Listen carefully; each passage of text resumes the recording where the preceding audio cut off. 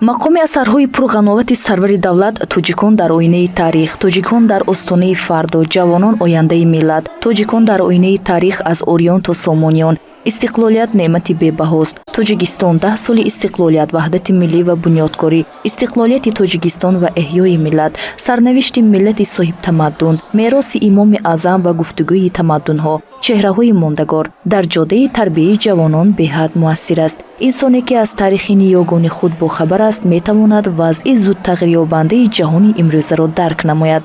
дар доираи озмуни ҷумҳуриявии хонандаи беҳтарини асарҳои пешвои миллат дар муассисаи давлатии таълимии коллеҷи тиббии шаҳри Хуҷанд ба номи Юсуфхони Соқӣ семинари омӯзишӣ баргузор гардид ки ҳадаф аз он арҷ гузоштан ба арзишҳои миллию фарҳангӣ, инкишофи қобилияти эҷодӣ, таҳкими эҳсоси худогоҳию худшиносӣ, ифтихори миллӣ, омӯзиши ҳамаҷонибаи мактаби давлатдории пешвои миллат байни қишри ҷавони аҳолии мамлакат арзёбӣ гардид. кулли омӯзгорон ва донишҷӯёни муассисаи давлатии таълимии коллеҷи тиббии шаҳри Хуҷанд доир ба эълон гардидани соли таҳсили 2024-2025 соли хондани асарҳои пешвои муаззами миллат тайёрии ҷиддӣ дида истода, ҳамагон дар ин радиф баҳри аз худ намудани асарҳои пешвои миллат ва огаҳӣ ёфтан аз таъриху тамаддун ва арҷ гузоштан ва гузаштагони ниёгонамон саъю талоши худро равона намуда истодаанд. дар доираи семинари омӯзишӣ дар коллеҷи тиббӣ ки он бо иштироки донишҷӯёни муассиса баргузор гардид, аз ҷониби омӯзгорон тавассути экран ва слайдҳо доир ба мазмуну муҳтавои асарҳои пешвои миллат маълумоти муфассал дода шуд.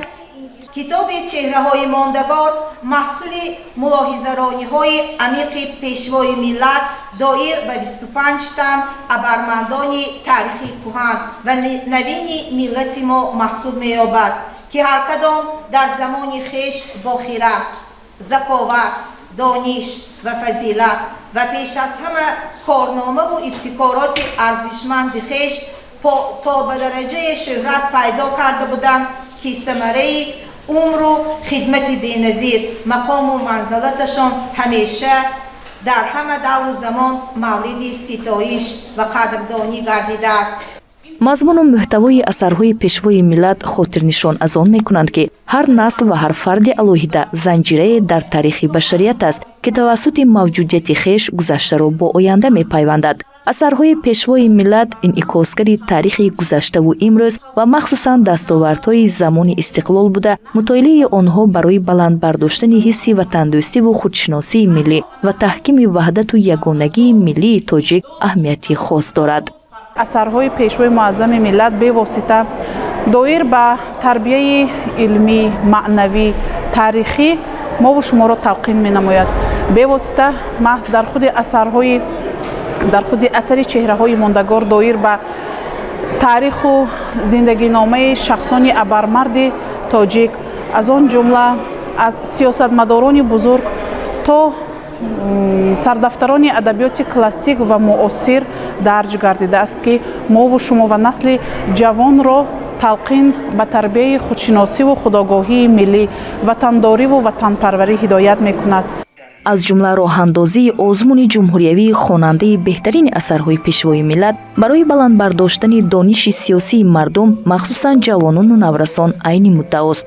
зимни семинари омӯзишӣ қайд гардид ки мақоми асарҳои пурғановати пешвои миллат муҳтарам Эмомалӣ Раҳмон дар ҷоддаи тарбияи ҷавонон таъсири хуб доранд. пас ҷавонон ва тамоми қишрҳои ҷомеаро зарур аст ки аз асарҳои ҳикматбори асосгузори сулҳу ваҳдати миллӣ пешвои миллат огоҳ бошанд, онҳоро амиқ мутоила намоянд, зеро дар асарҳо аз таърихи кӯҳанбунёди миллати тоҷик то соҳиб гаштан ба давлати соҳибистиқлол ва рушди минбаъдаи кишвар маълумотҳои хуб манзур карда шудааст. рамзия ҷӯйраева, Қобилҷон Шарипов, Азия.